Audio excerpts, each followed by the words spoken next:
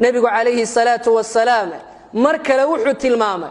al-casharatu min al-fidra toban shay ilaaliya غص الشوارب شاربها قابية وعقل الضر وانا الدين ضر وانا عافي ما ضر انت شاربها لبحضو إن الوحد عب يسبو دبقصدو او لقلو فالحموية نبينا عليه الصلاة والسلام غص الشوارب حانو نفر بدنا ويكدلن كرار إعفاء اللحية قركو للبحو السواك عدا يقول لقد دالو baalkan la leeyahay imika duubka gashada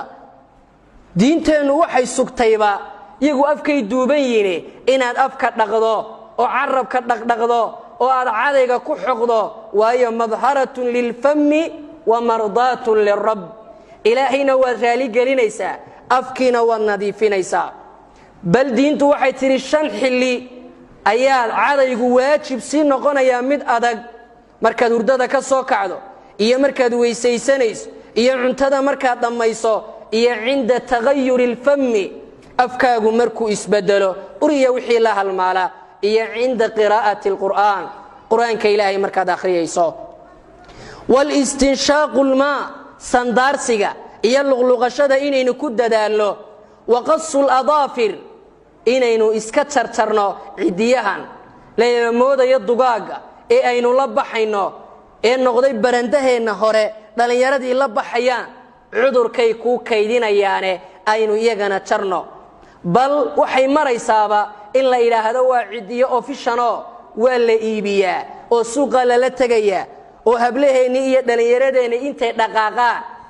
ay naga tagaan ayay cidiyo soo iibsanayaan kulba labiskay gashanayaan ayay la midabiyeen ninba wuxuu yiri waligay mid kasta isa saarayo waligay tagogays laba tagogays ma saarin waligayna kumayna fikirin cidiyo ofishara inta suuqa la tago ayaa dukaanka laga soo iibinayay culimaduna aad bay uga hadleen ka iibinaya iyo ka soo iibsanaya iyo ka inantiisa raalida kaga ahiba xaraan weeye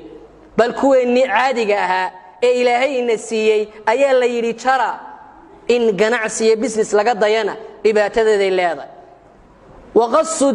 waqassu albaraajim baraajimta waxa la yiraahdaa waa halkay xubnuhu iskaga imaadaan faraha iyo fanaxyada in la dhaqo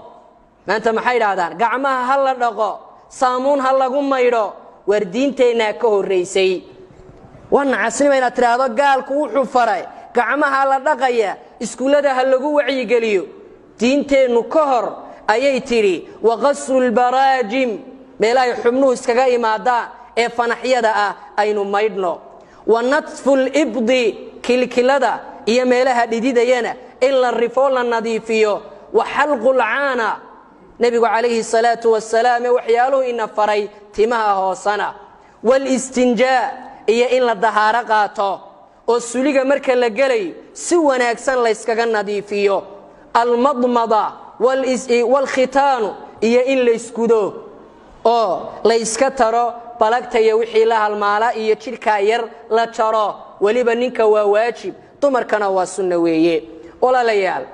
diinteenu nooca ayay uga hadlaysaa nadaafada in la isnadiifiyo xubnaheena meelaha dhididayana la qurxiyo bal nabigu calayhi salaatu wassalaam markale wuxuu leeyahay ida istayqada ahadukum min nawmihi fala yaghmis yadahu fil ina midkiin haduu hurdo ka kaco oo uu hurdo ka imaado ka soo kaco gacanta iyo haanta iyo foostada yaanu gacanta gelinin